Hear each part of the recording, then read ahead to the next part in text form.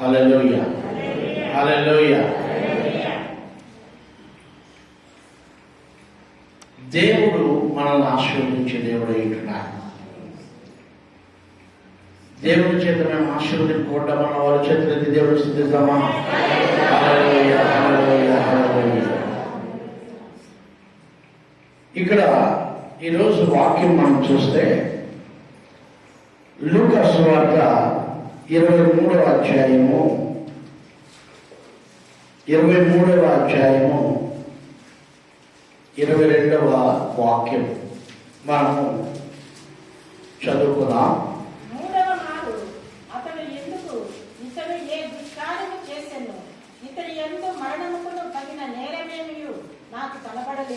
చూడండి, పిలాతు 2 సార్లు న్యాయ తీర్పులోకి వచ్చి యేసయ్య గురించి సాక్ష్యం చెప్పాడు. అయ్యా, మీరందరూ కూడా ఈయన ద్రోహి, దోషి, లేకపోతే ఫలానా ఫలానా అంటున్నారు. నాకైతే ఈయనలో ఏ దోషము కనిపించడం లేదు. నాకైతే ఈయనలో ఏ పాపము కనిపించలేదు. నేను హేరోదు దగ్గర కూడా పంపించాను ఈయన్ని. హేరోదు రాజు కూడా ఈయన చూశాడు. హేరోదు రాజు కూడా ఈయనలో ఏ దోషం ఉన్నట్లు చెప్పలేదు, ఏ పాపం ఉన్నట్లు చెప్పలేదు. యాక్చువల్లీ పిలాతుకును హేరోదుకు పట్టదు. వాళ్ళిద్దరు కొత్త శత్రువులు. అయితే యేసయ్య మూలంగా వీళ్ళిద్దరూ ఒకటైపోయారు.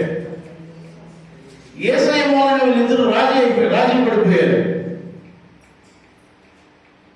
ఏదో ఒక కారణాన్ని బట్టి వాళ్ళు యేసయ్య దగ్గరికి వచ్చి, యేసయ్య ఆ రోజు అక్కడే ఉండడం వల్ల, యేసయ్య వల్ల వీళ్ళిద్దరూ రాజీ పడ్డారు.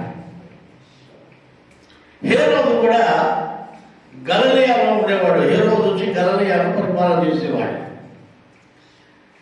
ఆయన యెరూషలేముకు వచ్చాడు. పిలాతు ఉండే ఆ స్థానంలో ఏదో పనిపైన వచ్చాడు. అప్పుడు యేసయ్య గురించి వర్తమానం తెలుసుకొని వీళ్ళిద్దరూ రాజీ పడ్డారు. యేసయ్యలో నాకు ఎటువంటి తప్పు కనిపించలేదని హేరోదు చెప్తున్నాడు, పిలాతు చెప్తున్నాడు, హేరోదు చెప్తున్నాడు. మామూలుగా కూడా జడ్జెస్, న్యాయ తీర్పు తీర్చే వాళ్ళు ఏదైనా ఒక నేరము మోపబడినప్పుడు ఆ నేరము రుజువుపరచబడాలి. ఆ నేరము రుజువుపరచబడాలి. అప్పుడే న్యాయమూర్తులు దాన్ని పరిగణనలోకి తీసుకుంటారు. ఊరికనే అబద్ధాలు చెప్తే దాన్ని పరిగణనలోకి తీసుకోరు. వీళ్ళు కూడా ఎంతో జ్ఞానం కలిగి రాజరికం చేసేవాళ్ళు, న్యాయం తీర్చేవాళ్ళు ఆ రోజుల్లో జనులకి. పిలాతు, హేరోదు కూడా యేసయ్యలో ఏ తప్పు లేదు అని చెప్తున్నాడు. మామూలుగా కూడా మీరు కోర్టుకి వెళ్తే కోర్టులో జడ్జి గారు ఈయన దోషి కాదు అని తీర్పు తీర్చాడంటే అయిపోయిందంటే. ఒకవేళ ప్రతి కేసులోన జడ్జి గారు అలాంటి తీర్పులు ఎందుకు తీరుస్తారు అంటే, నిజంగానే అతడు ద్రోషి కాకపోతే ఆయన పైన మోపబడిన నేరం రుజువుపరచబడకపోతే జడ్జి గారు ఖచ్చితంగా వీళ్ళు నిర్దోషులని తీర్పు తీరుస్తారు. వాళ్ళు ఇంకో కోర్టుకు పోయినా, సుప్రీం కోర్టుకు పోయినా వాళ్ళు ఏకంగా ఒకవేళ లండన్ కోర్టుకే పోయినా, ఇంకొక కోర్టుకు పోయినా, ఇంకొక దేశంలో కోర్టులో వేసినా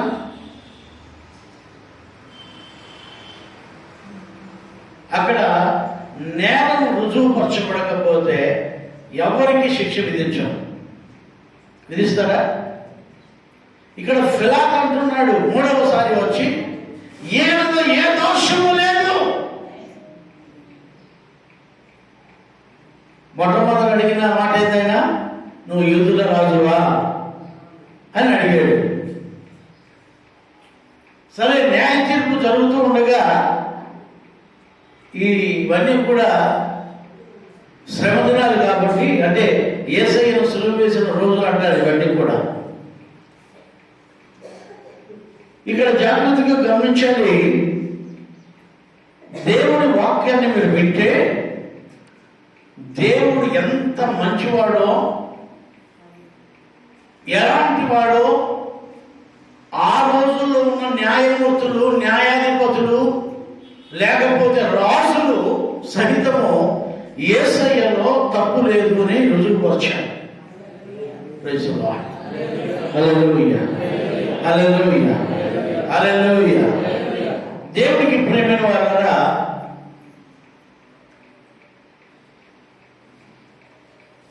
కోర్టులకు వెళ్ళాం. మేము కూడా కోర్టు కేసులకు పోయాం. జడ్జి గారు ఒకసారి జడ్జిమెంట్ ఇచ్చిన తర్వాత ఆ జడ్జిమెంట్ని ఎవరు కూడా తప్పులు పట్టేవారికి వీళ్ళు ఉండరు. ఎందుకంటే వాళ్ళు అన్ని కోణంలో కూడా పరిశీలించి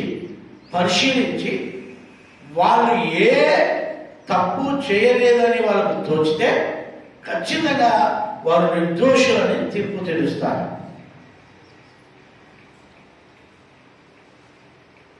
మీరు జాగ్రత్తగా గమనించాలి. మీరు కొన్ని చట్టాలు కూడా తెలిసి పెట్టుకోండి. ఏ చట్టం దేనికి ఉపయోగపడుతుంది, ఈ సెక్షన్ దేనికి ఉపయోగపడుతుంది అనేది కూడా కొన్ని తెలిసి పెట్టుకోండి, మంచిది మీకు. ఇక్కడ జాగ్రత్తగా గమనించినట్లయితే ఈ ఫిలాతు యూదులను అడుగుతున్నాడు, ఏమయ్యా ఈయనేమో పెద్ద పెద్ద తప్పులు చేసినాడు చెప్తున్నారు, కానీ ఆ తప్పులు ఏమీ మీరు రుజువుపరచలేదు. ఆ తప్పులు ఏమీ కూడా మీరు రుజువుపరచలేదు. మీరు ఈయన దోషి అని అంటున్నారే కానీ ఈయన దోషి అన్నట్లుగా ఏ ఆధారాలు లేవు. మీరు బాగా గమనించాలి. దేవుడు ఈ భూమి పైన మనుషుల ద్వారా ఏమి తీర్పు పొందాడో తెలుసా? ఈ దేశంలో ఉన్న, లేకపోతే భూమి పైన ఉన్న ఆ రోజుల్లో ఉన్న న్యాయాధిపతుల దగ్గర, లేకపోతే రాజుల దగ్గర ఈయనలో ఏ దోషమో లేదు. ఇంకా చరిత్ర ఎంత చెప్పినా మనం నమ్మరు. యేసయ్యలో ఏ తప్పు లేదయ్యా, యేసయ్య నీతిమంతుడయ్యా, యేసయ్యలో ఏ పాపము లేదయ్యా అంటే నువ్వు చెప్తే చెప్పడమే గురి పాసముల ఆ కాలం రాజులే చెబుతున్నారయ్యా గ్రంథంలో. నేను చెప్పడం కాదు. యేసయ్యలో ఏ పాపము లేదని, యేసయ్యలో ఏ దోషము లేదని ఈ రోజుల్లో ప్రకటిస్తున్న మేము చెప్పడం కాదు. ఆ రోజుల్లో రాజులు అనిపించుకున్నవారు, ఆ రోజుల్లో న్యాయమూర్తులు అనిపించుకున్నవారు, వారు ఇచ్చిన స్టేట్మెంట్ మేము చెప్తున్నాం. యేసయ్యలో ఏ తప్పు లేదయ్యా, యేసయ్యలో ఏ పాపము లేదయ్యా అని అంటే ఈ రోజుల్లో మనుషులు కొంతమంది నమ్మడం లేదు. అందరూ నమ్మలే కూడా కొంతమంది నమ్మరు. యా తప్పు లేదంట, తప్పు లేదంటారే. ఆయన దేవుడైతే, నువ్వు నిజంగా దేవుడైతే, నువ్వు దేవుడు అంటున్నావు కదా, ఆయన ఏ తప్పులు లేదంటున్నావు కదా, ఆయనే దేవుడు అంటున్నావు కదా, నాకు 10 కోట్లు ఇవ్వను. ఏందే 10 కోట్లు ఇవ్వను. ఆడికో 10 కోతులు ఉంటాయి రైల్వే స్టేషన్లో. ఆ 10 కోతులు పట్టుకొచ్చుకొని ఆడించుకో.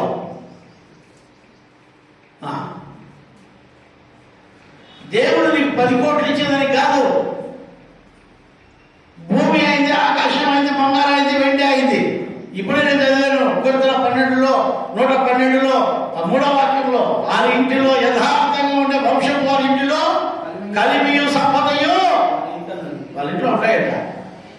యథార్థత లేకుండా, నీతి లేకుండా, నిజాయితీ లేకుండా నాకు ఏమీ లేదు, నాకు ఏమీ లేదు, నాకు ఏమీ లేదు, నాకు పొద్దున్నే నాకేదానికి కూడా ఏం లేదు, నాకు చాకన అదేంటి ఏమంటారు, కట్టా చట్నీ, బిర్యానీ చట్నీ, కట్టా చట్నీ కదా,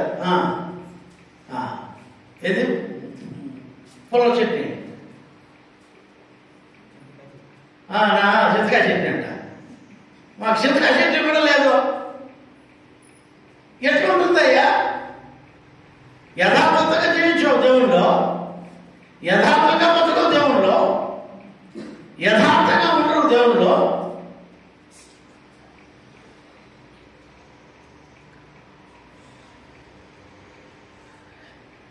సంపద కలిమి ఎవరైతే దేవుళ్ళు యథార్థంగా ఉంటారో, యథార్థత అనేది చాలా ఇంపార్టెంట్ అండి. మన జీవితంలో ఎప్పుడైతే యథార్థత అనేది దేవుడిలో ఉంటామో, యథార్థంగా బ్రతుకుతామో.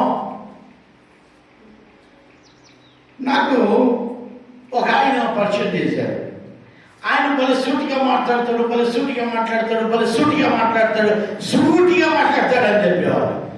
నాకు డౌట్ వచ్చి, సూటిగా మాట్లాడేదంటే ఏందయ్యా అన్న. అది ఉన్నది ఉన్నట్లుగా మాట్లాడతాడు అన్నాడు. ఇది ఉన్నది ఉన్నట్టుగా మాట్లాడతాడు అన్నాడు. ఉన్నది ఉన్నట్టుగా మాట్లాడితే మంచిదే కదా, తప్పేముందల్లో. సూటిగా అనేది వేరు. అంటే వాళ్ళ వాడుక భాషలు అట్లా ఒక రకంగా ఉంటే ఒక ఏరియాలో పోదాను, సరే పోతే పక్కన పోదాం అన్నాడు. దాన్ని పక్కన పెట్టాం. సరే ఈయన ఎంత యథార్థవంతుడు అనేది మనం చూడాలని దేవుని స్తోత్రం. ఆయన ఉన్నది ఉన్నట్టుగా మాట్లాడతాడంటున్నాడు కదా అని చెప్పి దేవుని స్తోత్రం కలిగాక నేను కొన్ని ఒక 2 టెస్టులు పెట్టాను. ఒక 2 టెస్టులు పెడితే ఈ పొద్దు చెప్పినట్లేదు తప్ప ఉన్నది ఉన్నట్టు మాట్లాడాడా, ఇప్పుడు చెప్పిన మాట ఇంకోసేపు చెప్పడు, ఉన్నది ఉన్నట్టుగా మాట్లాడేవాడా, ఏకమార్ తోచు కూడా ఒక దెబ్బకు నేను తొక్కడా అయిపోవాలంతే. అవుతుందా పోతుందా అంతే కదమ్మా. నీ మాట అవునంటే అవును, కాదంటే బైబుల్ చెప్పే మాటలేవే, బైబుల్ చెప్పే మాటలేవే. బైబుల్ ఆధారం చేసుకోండి, మనుషులను ఆధారం చేసుకోవద్దండి. నేను అప్పుడు అనుకుంటే ఈయన బలి సూటిగా మాట్లాడేవాడు, ఈయన బలి సూటి కోట్లు మాట్లాడాడు, వీడు సూటిగా సూటి కోటి మాటలు మాట్లాడేవాడు.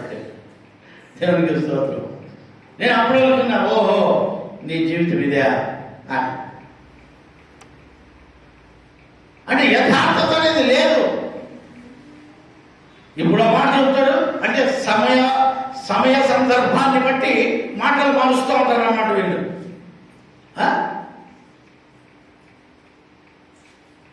మాటలు మారుస్తూ ఉంటారు.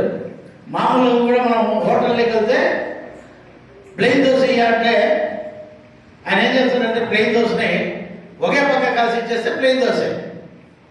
మసాలా దోశ వేయాలని అనుకోండి, అదే దోశని తిప్పించి కలిస్తే అది 2 మసాలా దోశ అంతే.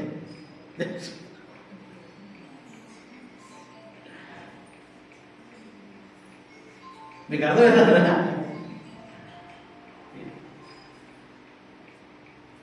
ఇక్కడ మీరు జాగ్రత్తగా గమనించాలి దేవుని వాక్యాన్ని.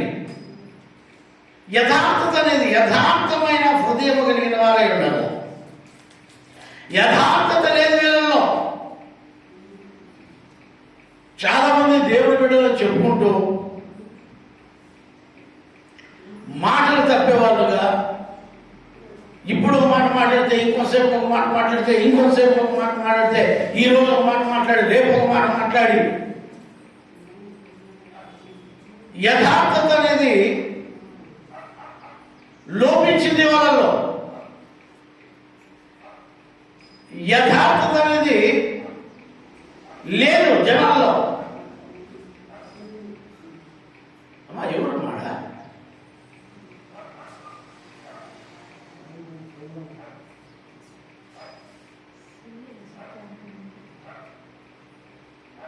యథార్థత, ఈ యథార్థత అనేది నిజంగా ఒక దేవుని బిడ్డలో ఉండాల్సిన అవసరం అయితే ఉంది. ఈ హేరోదు చూడండి, ఆయన మీద యథార్థత లేదు. వాడు చెప్తున్నాడు యేసులో ఏ తప్పు లేదు అంటున్నాడు. యేసులో ఏ తప్పు లేదు, యేసయ్యలో ఏ తప్పు లేదు అని చెప్తున్నాడు. జాగ్రత్తగా గమనించాలి. తప్పు లేదని చెప్పేవాడు ఈయనే, మళ్ళా శిక్ష విధించేవాడు ఈయనే. ఈయన యథార్థత ఉందా? యథార్థత లేదు. అందుకనే వాళ్ళ జీవితం నాశనం అయిపోయింది. వాళ్ళ భార్య హెచ్చరించినా కూడా, నీతిమంతుని జోలికి వెళ్ళవద్దని చెప్పినా కూడా, యథార్థత లేని జీవితం,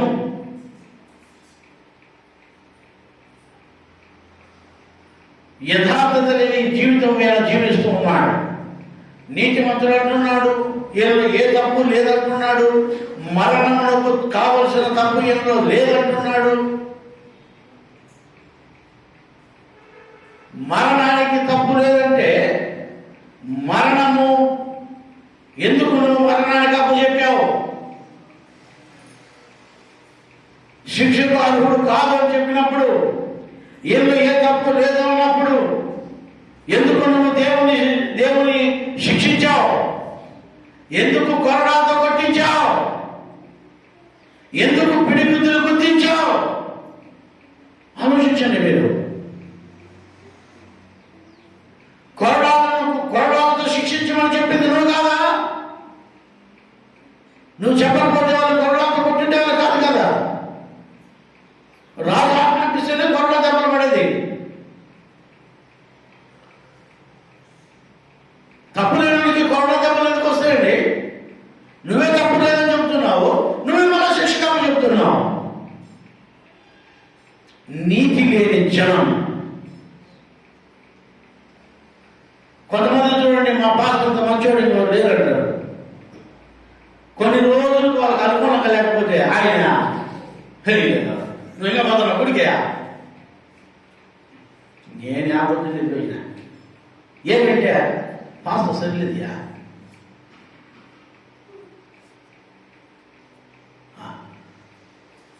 పాస్టర్ సరిలేదు అంటే యథార్థత లేని జీవితాలు విలువే. పాస్టర్ సరైన కాదు నువ్వు చెప్పాల్సిందే. పాస్టర్ సరైనడు కాడో దేవుడు తీర్పు తీరుస్తాడు. నువ్వెవరు తీర్పు తీర్చడానికి? నీ కంటిలో ఉన్న దూరాలను పైకి మొట్టమొదటిగా ఎదుటివారి కంటిలో ఉన్న మనసును నువ్వు బయట తీయడానికి ప్రయత్నించు. అప్పుడు అది స్పష్టంగా కనిపిస్తుంది. నీ కంట్లో దూరాలు పెట్టుకొని ఎదుటివారి కంటిలో ఉన్న నలుసు తీయాలని ప్రయత్నించిన మూర్ఖుడా, వారి కనుగుడు పెరికేస్తావు. ఎందుకంటే నలుసు అని చెప్పి లోపల పెట్టి కనుగుడు పీకేస్తావు. ఎందుకంటే నీలో దూరాలు ఉన్నాయి.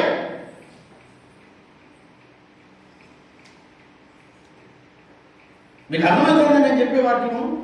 ఇది కఠినమైన వాక్యం కాదు, ఇది ప్రేమతో చెప్తున్నా మీకు. నేను ఎవరినైనా తీర్పు తీర్చేటప్పుడు, ఎవరినైనా వారు చెడ్డవాళ్ళు అనేటప్పుడు మీ చెడ్డతనాన్ని ఫస్ట్ గుర్తించుకోండి. మనల్ని మనం పరీక్షించుకోండి. ఫస్ట్ మనల్ని మనము పరీక్షించుకోండి.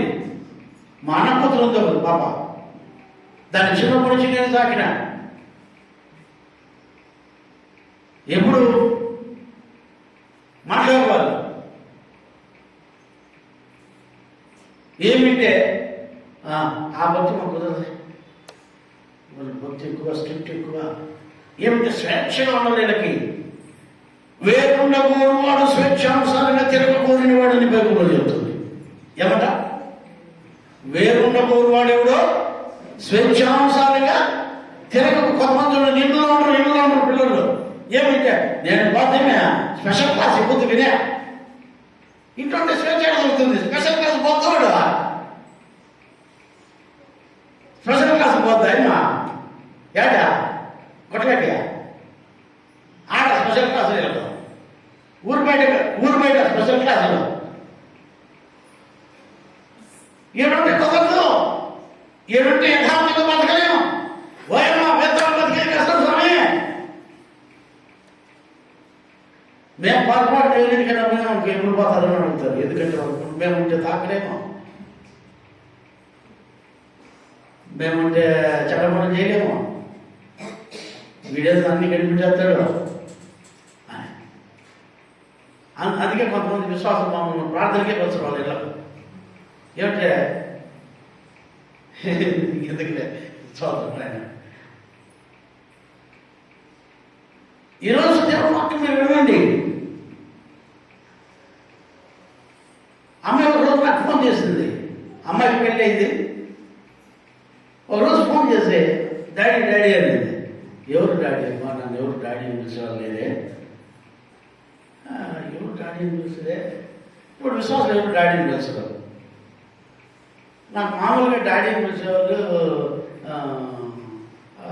ఒకడు అరుణ్, రెండు కిరణ్, వీళ్ళిద్దరే డాడీ అని పిలుస్తున్నారు. ఇంకా మన విశ్వాసం అయితే తండ్రి అంటారు, ఆత్మీయ తండ్రి అంటారు, లేకపోతే బ్రదర్ అంటారు, లేకపోతే పాస్టర్ అంటారు, లేకపోతే అయ్యగారు అంటారు. రకరకాల ఉంటారు. నాకు బాగా తెలుసు. ఈ డాడీ అనే వాళ్ళు ఎవరో బాగున్నాను నేను. అమ్మ ఇది రాంగ్ నెంబరు, డాడీ ఎవరు లేరా, మీ డాడీ లేరే, ఇది రాంగ్ నెంబర్ అమ్మా. డాడీ నేను డాడీ అని వాళ్ళు చిన్నప్పటి నుంచి కూడా డాడీ అని పిలిచేవాళ్ళు. నాకైతే ఎందుకంటే చిన్నప్పుడు ఎన్నో ఏళ్ళు అయిపోయింది, చాలా ఏళ్ళు అయిపోయింది. పెద్దోళ్ళు అయిపోయినారు, వాళ్ళ పెళ్ళిళ్ళు కూడా అయిపోయినారు. ఇంకెందుకు గుర్తుంటారు మాకు చెప్పండి. వాళ్ళు పెద్దోళ్ళు అయిపోయినారు. మళ్ళీ మా కిరణ్ పక్క నుండి డాడీ అమ్మాయి పలానా అమ్మాయి అనేది మన అమ్మాయి అన్నాడు. ఓహో అప్పుడు వచ్చి అదే చెప్పమ్మా అన్న. డాడీ మేము పలానా రోజుల్లో ట్రాన్స్ఫర్ అయ్యాము, మాకు ఏ చర్చికి పోవాలో తెలియదా, చర్చికి పోవాలనిపిస్తుంది, ఏ గుడికి పోవాలో తెలియదా అని. ఏ ఊళ్ళో చెప్తే పలానా ఊళ్ళో ఉన్నామని చెప్పారు. పలానా ఊళ్ళో పలానా పాట దగ్గరికి పో, నా పేరు చెప్పు, నేను పలానా పాపని చెప్పు, ఆయన రిసీవ్ చేసుకుంటాడు మీకు అని నేను చెప్పాను. ఆ రోజు వెళ్ళే నేను ఫోన్ చేశాను మాస్టర్ గారికి. మా అమ్మాయి ఎక్కడ ఉంది, మీ అడ్రస్ చెప్పాను, మీరు పిలుచుకొని పోండి. మీరు అమ్మాయి వస్తుందంటే రాలేదన్నాడు. మళ్ళీ మరుసటి రోజు ఇంటికి కారు పంపించాడు పాస్టర్. మా పాప పాస్టర్ గారు అమ్మాయి పోలే. సరే నేను ఫోన్ చేశాను పాస్టర్ గారికి, వచ్చిందా, రాలేదన్నా. మళ్ళీ నేనే పోయి ఆ ఊరికి ఆ పాస్టర్ పిలుచుకొని పోయి ఆ అమ్మాయిని పరిచయం చేసి, ఈ పాస్టర్ గారి దగ్గరికి పోమ్మా, నువ్వు బాగుపడితే చాలు, మాకు రక్షణ పొందితే మాకు అది చాలని ఆ ఇల్లు చూపించి ఆ పాస్టర్ గారిని పనిచేసి పరిచయం చేసి, ఆ పాస్టర్ గారు వీళ్ళని వదలొద్దండి అని చెప్పేసి వాళ్ళకి చెప్పేసి వచ్చిన. ఇప్పుడు చక్కగా సంఘంలో పాటలు పాడుతుందంట, ప్రార్థన చేస్తుందంట. పాస్టర్ గారు మనం ఫోన్ చేసి నాకు ఫోన్లో చెప్పినప్పుడు నేను చాలా సంతోషించాను. హల్లెలూయా. ఈరోజు నేను మీకు చెప్తున్నాను, బాగా వినండి. యథార్థత అనేది చాలా ఇంపార్టెంట్. యథార్థంగా జీవించాలి. నేను ఎందుకు అంత పనికట్టుకొని ఆ ఊరికి పోయి ఆ పాస్టర్ని పిలుచుకొని మళ్ళీ వాళ్ళ ఇంటికి పోయి ఇచ్చేసారో తెలుసా? ఏదో రూపంలో ఒక రక్షణ పొందాలి. హల్లెలూయా, హల్లెలూయా, హల్లెలూయా.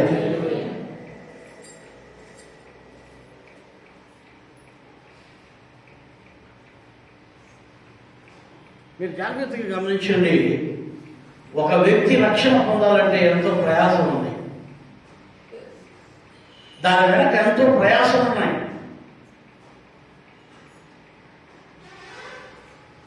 మేము ఊరికి పని పాట లేకుండా మీకోసం తిరగడం లేదు. ఆ పాస్టర్ గారు మళ్ళీ నా దగ్గరికి వచ్చాడు. అయ్యగారు ఇప్పుడు చాలా చక్కగా దేవుడిలో ఉంది, వాళ్ళ భర్త కూడా వస్తున్నాడు, వాళ్ళ భర్త కూడా దేవుడిలో ఎదుగుతున్నాడు అని అన్నప్పుడు మనం వచ్చినాడు లాస్ట్ వీక్ ఇక్కడికి. చాలా సంతోషించాను. యథార్థత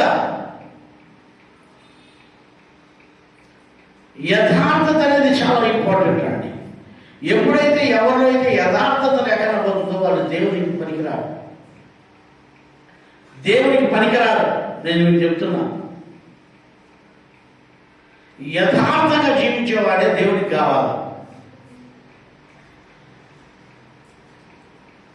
యథార్థంగా బ్రతికేవాడే దేవునికి కావాలి. పనికిరాని మాటలు, పనికిరాని చేష్టలు, పనికిరాని క్రియలు చేసుకుంటున్నాడు వాడు దేవునికి అవసరమో లేదు. ఈ బల్బు మలుగుతోందండి, ప్రయోజనం అది. మలగిన బల్బు ఇట్లాంటివి వేయి పెట్టుకుంటే ఏం ప్రయోజనం? మలగితే ఒక బల్బు అన్న కొంచెం వెలుతురిస్తుంది మనకి. మన జీవితంలో మనం మొట్టమొదటిగా నేర్చుకోవాల్సింది ఈ ఫిలాతు దగ్గరికి పోయినప్పుడు ఆయన అంటున్నాడు, చదవే మాటని. మూడవ మారు అతడు ఎందుకు ఇతడు ఏ దుష్కార్యము చేసెను ఇతని యందు మరణమునకు తగిన నేరమేమీ నాకు అగపడలేదు, నేరమేది నాకు అనిపించలేదే అంటూ గనుక ఇతన్ని శిక్షించి విడుదల చేతునని వారితో చెప్పాను. చూడండి, ఈయన ఏ పాపము లేదంటున్నాడు, ఈయన ఏ దోషము లేదంటున్నాడు, కానీ ఈయన్ను శిక్షించి ఈయన విడిపించేస్తాడు, ఈయన వదిలేస్తాడు అని అంటున్నాడు. మళ్ళీ శిక్ష ఎందుకయ్యా? ఆయనలో ఏ పాపం లేదని నీకు తెలిసిపోయింది కదా. ఈయనలో ఏ పాపం లేదు, ఈయనకే శిక్ష విధి లేదని చెప్పేసి అయిపోయింది కదా.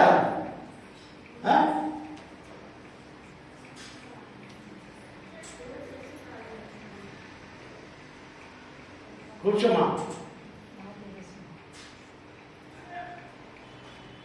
దేవునిలో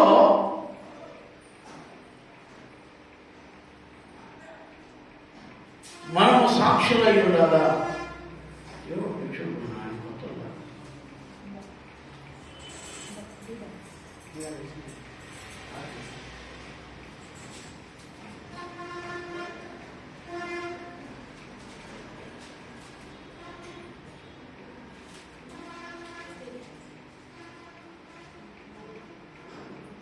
మనలో ఏ పాపము లేదని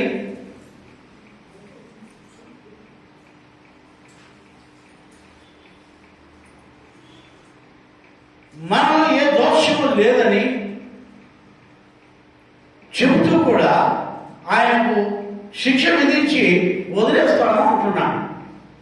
ఇది యథార్థవంతుడా? కాదండి. ఇందులో యథార్థత లేదు. అంటే జనుల దగ్గర మెప్పు పొందడానికి, యూదుల దగ్గర గొప్పవాడు అనిపించుకోవడానికి, యూదుల యొక్క మన్నన పొందడానికి అతను మాట్లాడుతున్నాడే కానీ దేవుని యందు భయభక్తులు కలిగిన వాడు కాదు. ముఖస్తుతి చేసేవాడు అంటే పొగిడేవాడు, మనుషుల ముందర పొగిడేవాడు.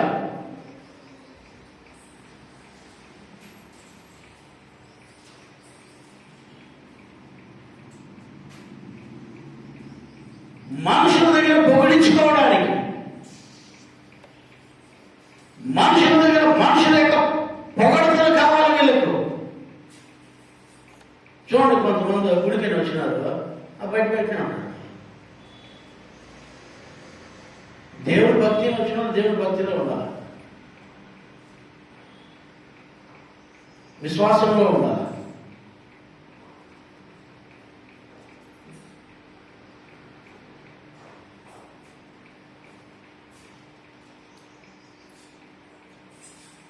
ఈ విశ్వాసం అనేది చాలా ఇంపార్టెంట్.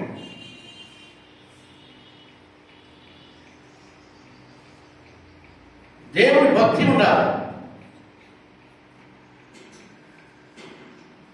దేవునిలో ఉండాలి. ఈరోజు వాక్యం మీరు వినండి.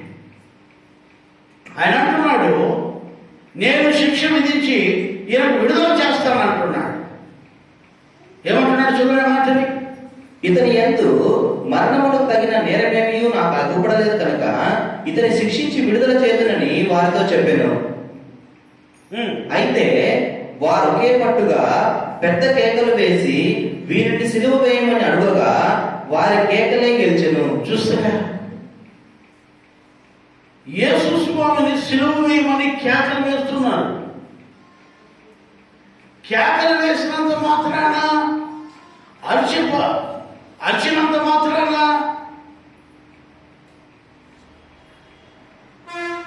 అరిచినంత మాత్రాన ఒక నిర్దోషికి శిక్ష విధిస్తాడా? ఆలోచించండి మీరు. ఈ లోక న్యాయం ఎలా ఉందో నేను మీకు చెప్తున్నా. ఈ లోకం నుండి న్యాయ కట్టడం మీకు చెప్తున్నా. నా దేవుడి దగ్గర మంచి న్యాయమూర్తి ఆయన. హల్లెలూయా. ఏ నిర్దోషిని దోషిగా శిక్షించడు, ఏ దోషిని నిర్దోషిని చెప్పడు ఆయన. దోషి దోషే, తప్పుడోడు తప్పుడోడే, నీతిమంతుడు నీతిమంతుడే. నా దేవుని తీర్పులు అలా ఉంటాయి. హల్లెలూయా, హల్లెలూయా. ఈయనకి హేరోదు చెప్పాడు ఈయనలో ఏ పాపము లేదని, ఫిలాతు చెప్తున్నాడు ఈయనలో ఏ పాపము లేదని. మరలా పాపములు ఎట్లా గెలుస్తాయండి? అంటే ఈ లోక న్యాయం అట్లా ఉంది. ఈ లోకంలో ఉండే న్యాయము అన్యాయాన్ని న్యాయం చేస్తారు, న్యాయాన్ని అన్యాయము చేస్తారు.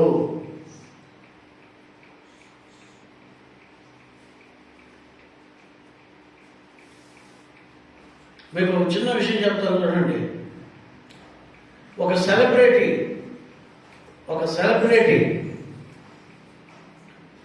కోకోకోలా బాటిల్ పక్కన ముందర పెట్టి ఉంటే, కోకోకోలా బాటిల్ ముందర పెట్టి ఉంటే లైన్లో అందరూ చూస్తుంటే వాటిని పక్కకు పెట్టి వాటిని పక్కకు అట్లా దోసి మెల్లిగా ఆయన ముందర మినరల్ వాటర్ పెట్టుకున్నాడు. ఒక సెలబ్రిటీ కథ చెప్తున్నాను మీకు నేను. ఒక సెలబ్రిటీ ఎవరో నేను చెప్పండి,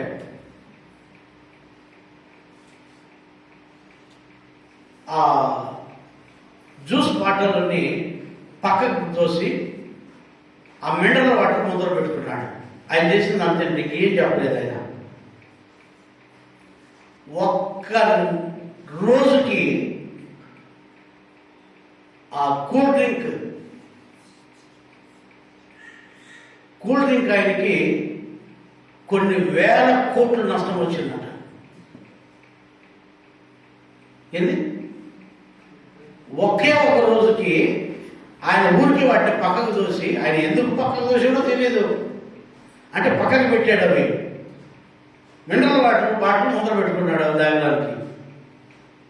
కొన్ని కోట్ల రూపాయలు నష్టం వచ్చింది వాళ్ళకి, కంపెనీకి.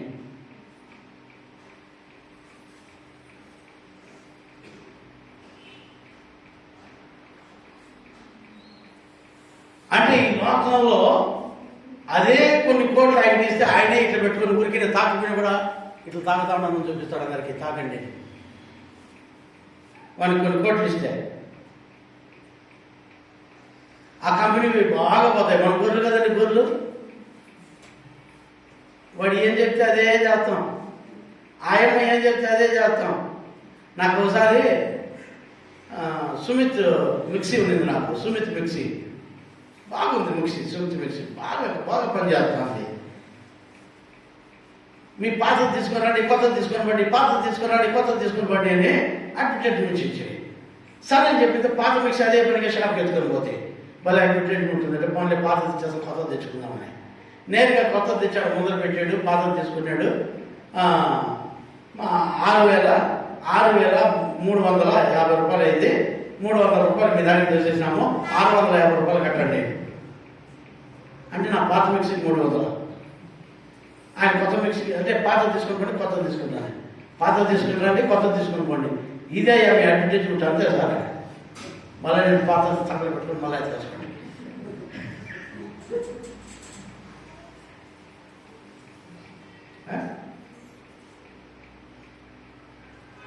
అంటే మన జీవితంలో ఈ లోకంలో మనుషులను ఎంత ఏమారిస్తున్నారు, మనుషులను మోసం చేస్తున్నారు. నేను అందుకనే మీకు చెప్తాను, మీరు పొరపాటున మీ సెల్లుకి నీకు ₹1 కోటి వచ్చింది అని ఎవడైనా మెసేజ్ పెట్టాడు అనుకో, సమాధి పెట్టి రెడీ అవుతావు అని అర్థం.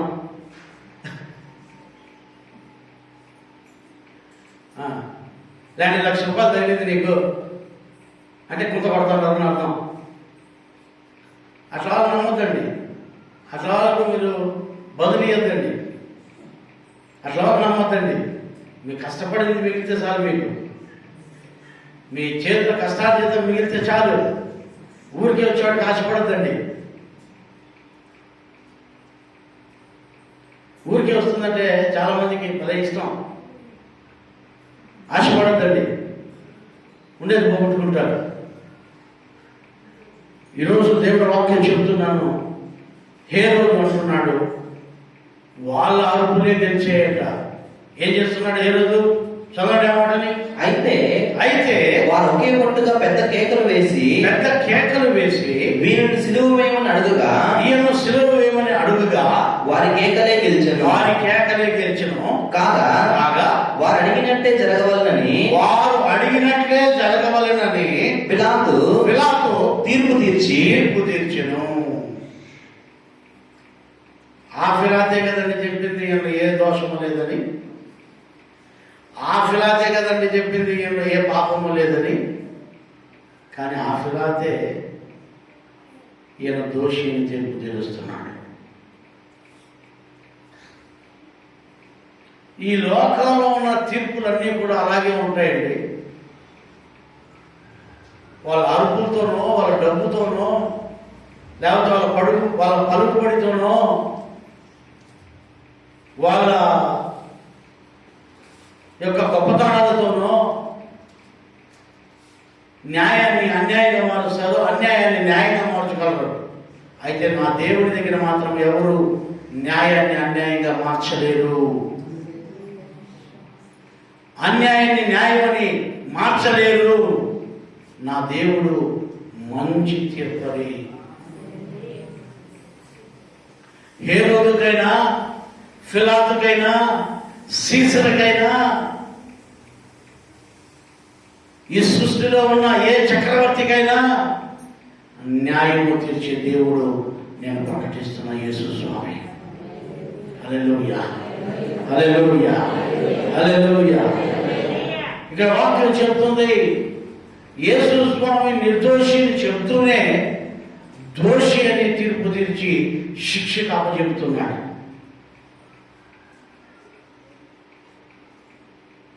ఎంత భయంకరమైన తీర్పు ఇది! ఈ తీర్పు మంచిదంటారా? ఈ తీర్పు దేశానికి, రాజ్యానికి మంచి తీర్పు అంటారా? దీన్ని ఎవరైనా ఖండించారా? ప్రపంచ దేశాల్లో ఎన్నో కోర్టులో పెండింగ్ కేసులు, మనుషులు చనిపోయిన కూడా కేసులు జరుగుతానంట. ఇంకా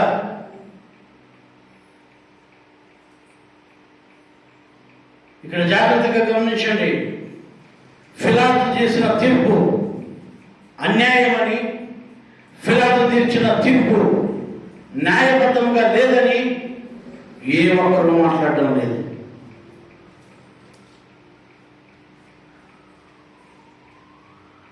పిలాతు చేసిన తీర్పు మంచిది కాదని ఆయన నోటితోనే చెప్తున్నాడు, ఈయనలో ఏ దోషమో నాకు కనపడలేదని. మళ్ళీ ఆయనే శిక్షకు విధిస్తున్నాడు. ఇటువంటి తీర్పులు సర్వసాధారణంగా మనం చూస్తూనే ఉన్నాం. ఆ జైలు లేకపోతే ఎంతోమంది నిర్దోషులు శిక్షను అనుభవిస్తున్నారు. డబ్బులు ఉండేవాళ్ళు డబ్బులు లేని వాళ్ళు కొనేసి ఆ డబ్బులు ఏం చేశానని ఒక్కరు అయితే డబ్బు ఇచ్చేస్తానంటే వాడు జైల్లో కూర్చుంటాడు. వీడియో బాగా చేస్తాను వదలలేదు అంటాడు.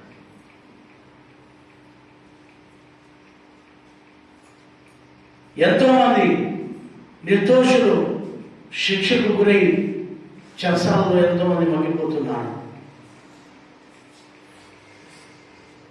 ఈరోజు దేవుని వాక్యం ఏంటో దేవునికి ప్రేమ వల్లరా మన జీవితంలో మనం మొట్టమొదటిగా నేర్చుకోవాల్సింది యేసయ్య దగ్గర ఇలాంటి తీర్పులు ఉండవు. యేసయ్య న్యాయం తీర్చే దేవుడు. అన్యాయాన్ని అన్యాయంగానే తీరుస్తాడు, న్యాయాన్ని న్యాయంగానే తీరుస్తాడు. ఏమంటున్నాడు చదువు వాక్యం. అయితే అల్లరి నిమిత్తమును నరహత్య నిమిత్తమును చెరసాలలో వేయబడిన వారిని వారు అడిగినట్టు వారికి విడుదల చేసి యేసును వారికి ఇష్టం వచ్చినట్టు చేయుటకు అప్పగించెను. హేరోదు చేసిన తీర్పు న్యాయ తీర్పు మంచిది కాదు.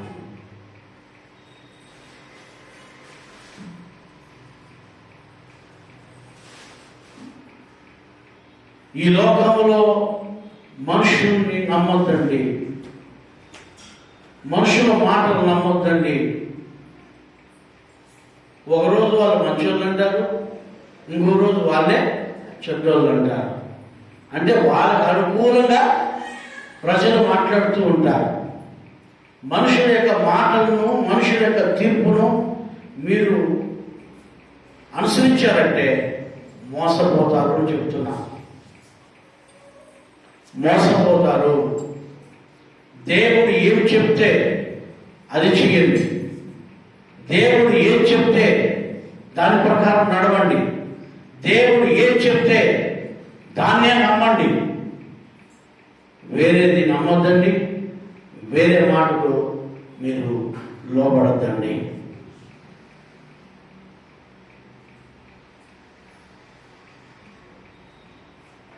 యెషయా గ్రంథము 53వ అధ్యాయము 8వ వాక్యం చదువుదామా? యెషయా 53:8. అన్యాయపు తీర్పు నొందిన వాడై. చూడండి, యెషయా ప్రవక్త ఎప్పుడో రాసి పెట్టేశాడు. అన్యాయపు తీర్పు నొందిన వాడై. అన్యాయపు తీర్పు నొందాడంట యేసు స్వామి. ఏం తీర్పు నొందాడు? అన్యాయపు తీర్పు నొందాడు. అయ్యా, ఏ రోజు పుట్టక ముందు, యేసు స్వామి లోకానికి పుట్టక ముందు 2000 సంవత్సరాలకు ముందు, 4000 సంవత్సరాలకు ముందు యెషయా ప్రవక్త ముందే రాసి పెట్టేశాడు. అన్యాయపు తీర్పు తీరుస్తారు యేసయ్యకేని. యెషయా గొప్ప ప్రవక్త ముందే రాసి పెట్టేశాడు. ఇక్కడ ఆయన ఈ లోకానికి వస్తారు, గొర్రెపిల్ల ఈ లోకానికి వస్తాడు, సృష్టికర్త ఈ లోకానికి వస్తాడు. ఈ లోకం ఆయనకు అన్యాయపు తీర్పు తీరుస్తుంది. అమ్మ, ఈ లోకాన్ని మీరు నమ్ముకుంటారా? ఈ లోకం అన్యాయపు తీర్పు తీరుస్తుంది. అందుకనే యేసు స్వామి చెప్పాడు, అమ్మా దీన్ని నమ్మద్దండి, ఈ లోకాన్ని నమ్మద్దండి. యేసయ్యను వెంబడిస్తూ యేసయ్యను కొరడాలు కొడుతూ ఉంటే, ఆ యెరూషలేము వీధుల్లో తీసుకొని పోతూ ఉంటే చాలా మంది స్త్రీలు యేసయ్య దగ్గరికి వచ్చి ఏడుస్తున్నారు. యేసు స్వామి అన్నాడు, నా కోసం ఏడవద్దండి, మీకోసం, మీ పిల్లల కోసం ఏడవండి. పచ్చికట్టిగా ఎంతుంటే ఎండిపోయిన మీ బతుకులకి లోకం ఏం చేస్తుంది? జీవము కలిగిన దేవునికి, జీవాధిపతులను నాకే ఇటువంటి అన్యాయపు తీర్పు తీరిస్తే ఈ లోకం మీకు ఏ తీర్పు తీరుస్తుంది అని వాళ్ళకు చెబుతున్నాడు. నాకు ప్రార్థన చేయండి, నేను ఈ అన్యాయపు తీర్పుల నుంచి నేను మిమ్మల్ని విడిపిస్తాను. ఈ అన్యాయపు తీర్పుల నుంచి నేను మిమ్మల్ని విడిపిస్తాను.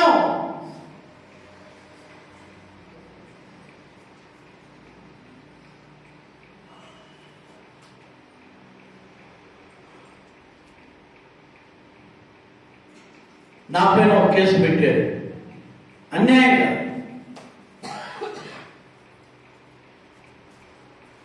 నేను అప్పుడు కేసులో నమ్ముకోలే.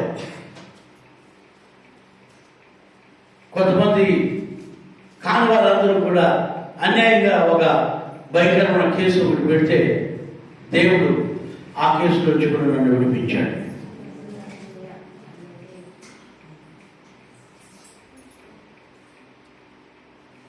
ఈ లోకంలో అన్యాయపు కేసులు ఉన్నాయి. అన్యాయంగా కేసులు పెట్టేవాళ్ళు ఉన్నారు. అన్యాయంగా తీర్పు తీర్చేవాళ్ళు ఉన్నారు. అయితే నా యేసు స్వామి దగ్గర ప్రార్థన చేయండి. జీవనం కలిగిన దేవాది దేవునికే తీర్పరికే ఇంత భయంకరమైన తీర్పు తీరిస్తే ఎండిపోయిన మన బతుకులకు ఈ లోకం ఇంకేం చేస్తుందో ఒకసారి ఆలోచించండి. ఎండిపోయి వ్యాసాగిపోయిన మన బ్రతుకులకు, చివికిపోయిన మన బ్రతుకులకు ఈ లోకం ఏమి తీర్పు తీరుస్తుందో ఒకసారి ఆలోచించండి.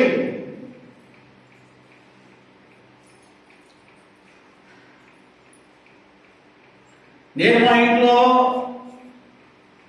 చెప్పాను, నేను ఇక మీద పాపం చేయను, పాపపు జోలికి వెళ్ళను, ఈ లోకానికి వెళ్ళను, ఈ లోక కార్యాలకు వెళ్ళను.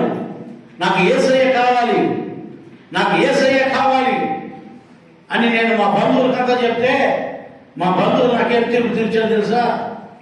నువ్వు మాకు అక్కర్లేదు, నువ్వు యేసయ్య కావాలంటున్నావు కదా, నువ్వు మాకు అక్కర్లేదు, మా ఇంట్లో నుంచి వెళ్ళిపో, మా ఇంట్లో నుంచి వెళ్ళిపో. మంచిదే.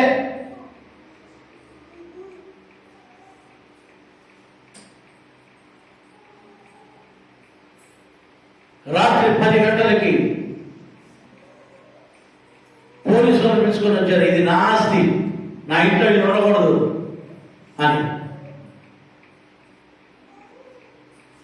నాకు పుట్టనే లేదు అని కేసు పెట్టాడు. మంచిది, చాలా సంతోషం, వచ్చేసాం.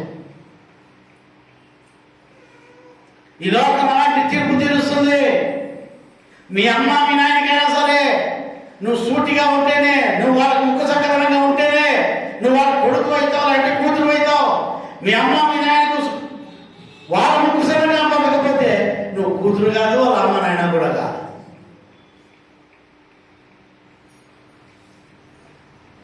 కడుపులో పుట్టిన బిడ్డలు కానివ్వండి, వాళ్ళకు ముఖ సకరంగా మనం బతికితేనే అమ్మ నాయన. లేకపోతే మా అమ్మ మా నాయన ఎప్పుడో చచ్చిపోయినారు అంటాడు.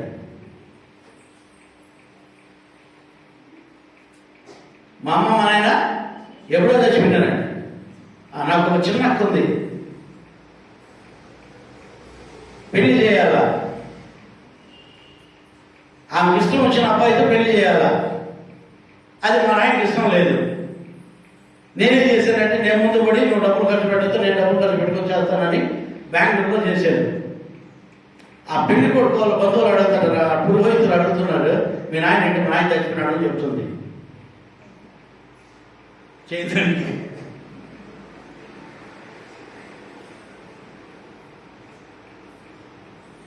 అదే ఆయన, నేను యేసుస్వామిని నమ్ముకున్నా, నేను దేవుని నమ్ముకుని ఇట్లా పాపాలు చేయని లోకానికి, ఈ లోకం అంతా నేను విడిచిపెడతాను అని నేనంటే, నువ్వు అక్కర్లేదు నా ఇంటి నుంచి బయటకు అంటాడు. లోకం అంటే ఇది తీర్పులు ఎట్లా తీర్పు తీరుస్తారో నేను చెప్తున్నా మీకు. ఇది ఉదాహరణ.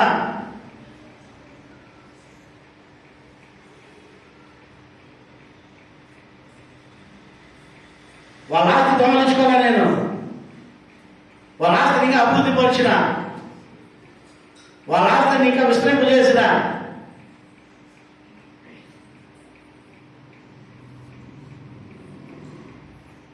వాళ్ళని పోషించిన, వాళ్ళు కన్న బిడ్డలకు ఆ పెళ్లిళ్ళు మంచి చెడ్డలు అన్ని చేసినాం. ఎన్ని చేసినా ఈ లోకం తీర్పు ఎట్లుంటుందో తెలుసా? మాకు ముక్కు సందర్భం లేకపోతే సరే. నాకు తెలిసింది ఒకటే, అన్యాయంగా తీర్పు తీర్చే ఈ లోకానికంటే న్యాయంగా తీర్పు తీర్చే దేవుని నమ్ముకుంటే మనం నిత్య నరకంలో నుంచి విడిపింపబడతాము. Praise the lord. తప్పని ప్రజలు చూద్దామా? యెషయా భక్తుడు ఏమంటున్నాడు? అన్యాయపు తీర్పు నొందిన వాడై అన్యాయపు తీర్పు నొందిన వాడై అతడు కొనిపోబడెను. అతడు నా జనుల అతిక్రమములను బట్టి మొత్తబడిన కదా. జనుల యొక్క అతిక్రమములను బట్టి ఆయన తీర్పు పొందాడు. ఆయన మొత్తపడ్డాడు, ఆయన కొట్టబడ్డాడు, ఆయన హింసింపబడ్డాడు. నా దేవునికి ప్రేమైన వాళ్ళరా, ఈ లోకము అన్యాయపు తీర్పులు తీరుస్తుంది. మీ దగ్గరికి ఎవరైనా వచ్చి చెడ్డ మాటలు చెప్పినప్పుడు నమ్మొద్దండి. ఒకరి గురించి కుర్చీలు చెప్పినప్పుడు, చాడీలు చెప్పినప్పుడు నమ్మొద్దండి. నిజాలు ఏంటో తెలుసుకొని మాట్లాడండి. వాళ్ళ కొత్త సుమలకద్దండి. ఎందుకంటే న్యాయ తీర్పు దేవుని దగ్గర ఉంది. హల్లెలూయా. అవునన్నా, ఇట్లా చెప్పినారా, ఇట్లా అన్నారా, ఎవరైనా చెప్తే నమ్మకండి.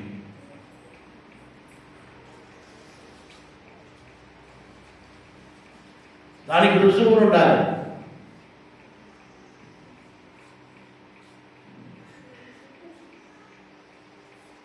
దేవుడు న్యాయం తీర్చేవాడు. ప్రతి ఒక్కరికి న్యాయ తీర్పులో మనం నిలబడాలి. ప్రకటిస్తున్న నేనైనా, కూర్చొని వింటున్న మీరైనా ఒకరోజు న్యాయ తీర్పులో ఉంటాం మనం. దేవుడు ప్రతి ఒక్కరికి క్రియ చొప్పున వారి క్రియ చొప్పున వారికి తీర్పు తీర్చబోతున్నాడు. ఈ లోకము తీర్చినట్లు కాదు. ఈ లోకంలో తప్పించుకోవచ్చు మీరు. ఈ లోకంలో అన్యాయపు తీర్పులు తీర్చబడతాయి. అన్యాయపు మాటలే గెలుస్తాయి. అన్యాయపు కేకలే గెలుస్తాయి. కానీ దేవుడి దగ్గర న్యాయమే గెలుస్తుంది. హల్లెలూయా, హల్లెలూయా.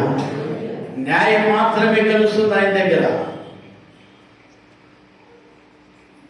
అదే యోహాను సువార్త 19వ అధ్యాయం 16వ వాక్యం చదవండి. ఒకసారి మీకు అర్థమవుతుంది.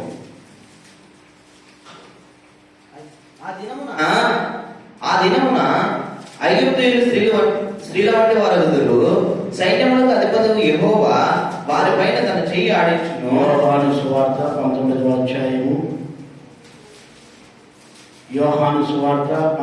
అధ్యాయము 16వ వాక్యం.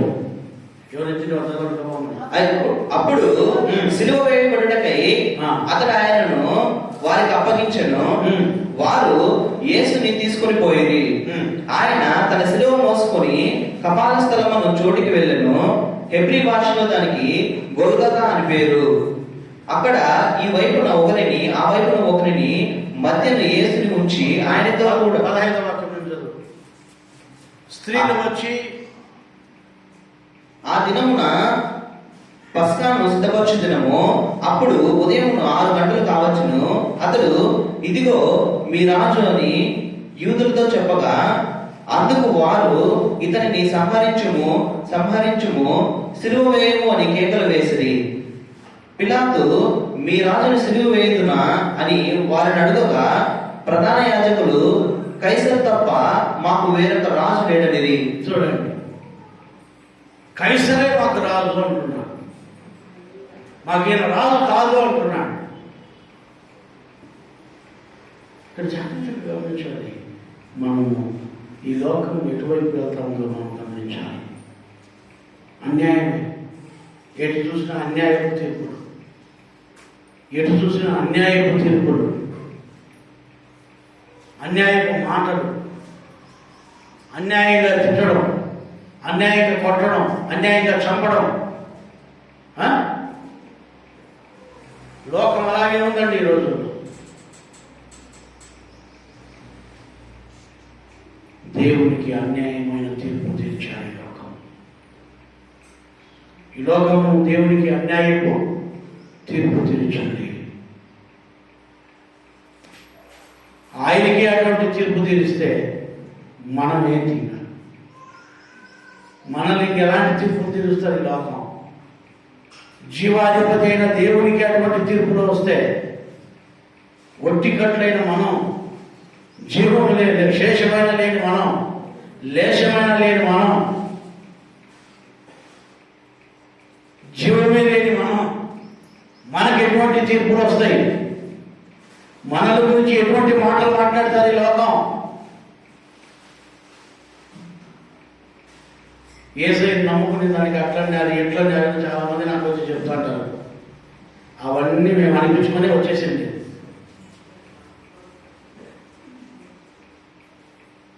యేసు స్వామి నమ్ముకునే దానికి అట్లన్నారు ఇట్లన్నారు నుంచి మాకు వచ్చి చెప్తాడు. అవన్నీ అనిపించుకొని, అవన్నీ అనుభవించి, అవన్నీ శిక్షను విధించుకొని వచ్చారు మేము ఇక్కడికి.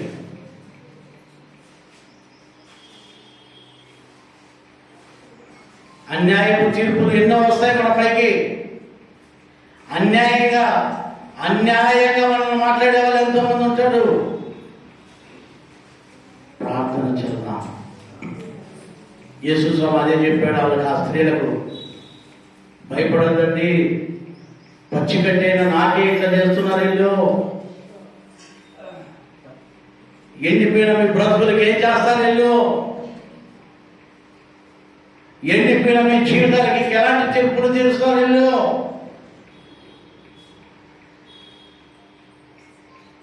భయపడకుండా నాకు ప్రార్థన చేయండి, ప్రార్థన చేయండి, నేను న్యాయం చేస్తాను మీకు, నేను మీకు న్యాయం చేస్తాను. తల్లులారా, మీకోసము మీ పిల్లల కోసం ఏడవండి, మీకోసము మీ పిల్లల కోసము ప్రార్థన చేయండి, నా కోసం ఏడవద్దండి అంటున్నాడు. నా కోసం ఏడవద్దండి. చదవమాటని యేసు వారి వైపు తిరిగి, యెరూషలేము కుమార్తెలారా, యెరూషలేము కుమార్తెలారా, నా నిమిత్తము ఏడవకుడి, నా నిమిత్తము ఏడవద్దండి, మీ నిమిత్తమును మీ పిల్లల నిమిత్తమును ఏడుగుడి, నిమిత్తమును ఏడవండి. ఇదిగో గొడ్రాలుడు కనిన గర్భములను చూడండి. నా నిమిత్తం ఏడుస్తుందండి, మీ నిమిత్తము మీ పిల్లల నిమిత్తం ఏడవండి. జీవాధిపతినైనా నాకే ఇటువంటి తీర్పులు ఉన్నాయి ఈ భూమి పైన. ఈ భూమి పైన ఇట్లాంటి తీర్పులే ఉంటాయి. అదే న్యాయమూర్తి అంటున్నాడు, ఈయనలో ఏ దోషము నాకు కనిపించలేదని. అదే న్యాయమూర్తి అంటున్నాడు, మీకు ఇష్టం వచ్చిన ఈయన చేసుకోకండి అంటున్నాడు. ఏం న్యాయమూర్తులు అయ్యారు? ఇలాంటి న్యాయం తెలిసే వాళ్ళు ఉన్నారు ఈ భూమి పైన.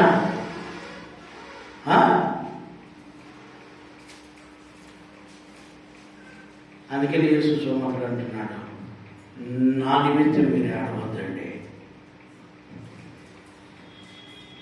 సంవత్సరం అంతా మనలో బాగా తిని బాగా తింటారు. ఈ శ్రమ దినాలు వచ్చేస్తే రగ్గింది దాగి ఉరిపిడి నక్కుని ఇట్లా ఉంటారు. ఏం మాట్లాడదు ఇది తెలుదా? ఏ స్వామి శ్రమ పొందింది నాకు నీవే, ఏమో మా తలకాయ దూకులే. ఏ స్వామి శ్రమ పొందింది నాకు తలకాయ దూకకూడదు, నా నూనె పెట్టకూడదు,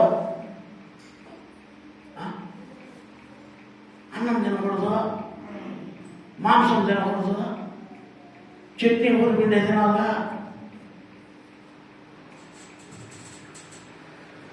అవన్నీ వ్యర్థమండి.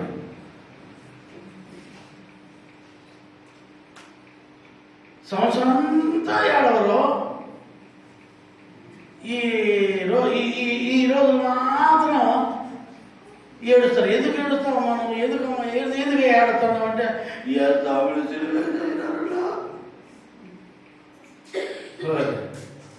నువ్వు ఏడవలసింది యేసయ్యను సిలువ వేసిన దానికి కాదు.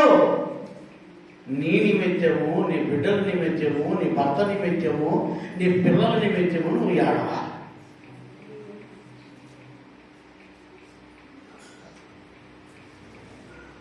అన్యాయపు తీర్పు తీర్చే ఈ లోకము కోసం ఏడవాలా? అన్యాయపు తీర్పు కోరుకొండలో ఉండేవాడు నాకు సాక్ష్యం వేసినాడు, నేను చూసినా అని.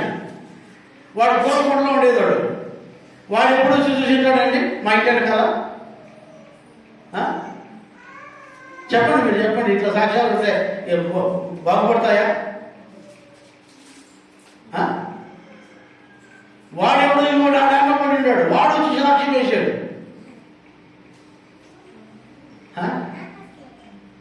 ఎంత అన్యాయం! అన్యాయపు తీర్పులు, అన్యాయపు సాక్ష్యాలు.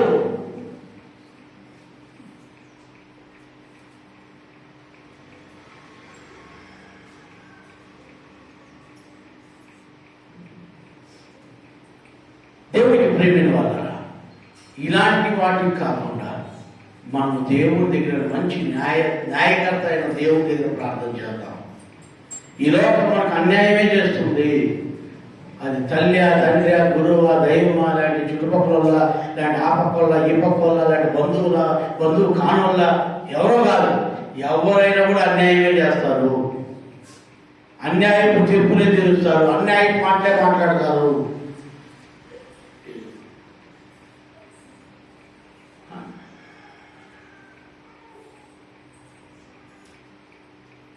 అన్యాయం. కానీ న్యాయం తెచ్చే ఒక దేవుడు మనకున్నాడు. హల్లెలూయా. ఈ లోకం ఎంత అన్యాయంగా మాట్లాడుతుందో యేసయ్య అనుభవపూర్వకంగా తెలుసుకొని పోయినాడు. మీకు అర్థమవుతుందా?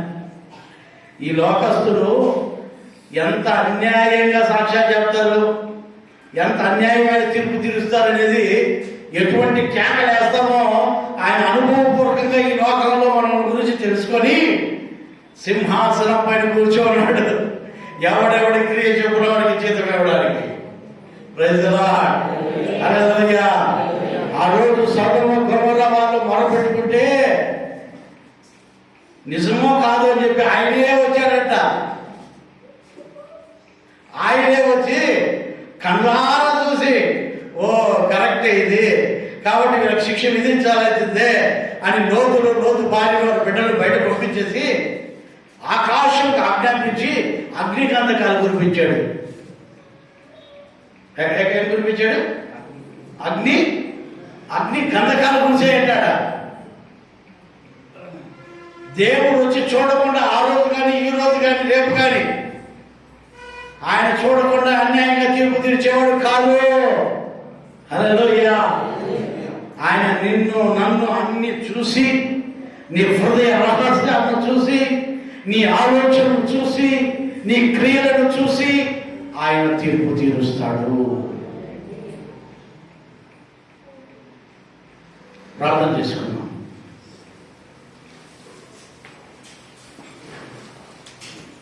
సకలాశీర్వాదాలు